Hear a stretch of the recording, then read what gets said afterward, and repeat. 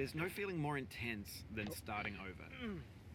If you deleted your homework the day before it was due, as I have, or if you left your wallet at home and you have to go back after spending an hour in the commute.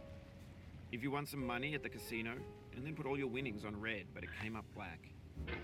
If you got your best shirt dry cleaned before a wedding and then immediately dropped food on it. If you won an argument with a friend and then later discovered that they just returned to their original view. Starting over is harder than starting up. If you're not ready for that,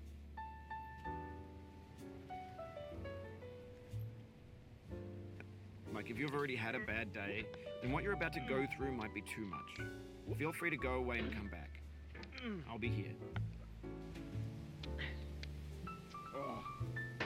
Alright, thanks for coming with me on this trip. I'll understand if you have to take a break at any point. Just find a safe place to stop and quit the game. Don't worry, I'll save your progress, always, even your mistakes. This game is a homage to a free game that came out in 2002, titled Sexy Hiking.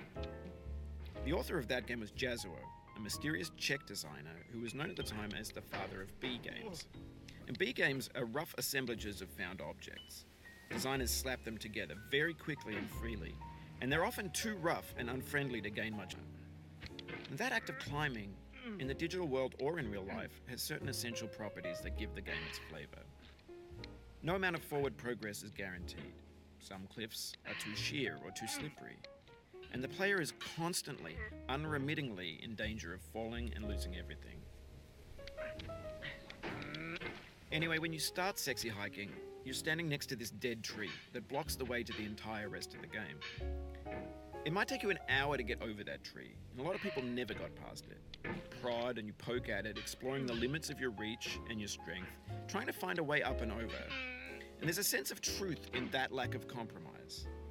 Most obstacles in video game worlds are fake. You can be completely confident in your ability to get through them once you have the correct method or the correct equipment, and that makes the game uniquely frustrating. But I'm not sure Jogos intended to make a frustrating game. The frustration is just essential to the act of climbing, and it's authentic to the process of building a game about climbing. A funny thing happened to me as I was building this mountain. I'd have an idea for a new obstacle, and I'd build it, test it, and it would usually turn out to be unreasonably hard. But I couldn't bring myself to make it easier. It already felt like my inability to get past the new obstacle was my fault as a player rather than as a builder.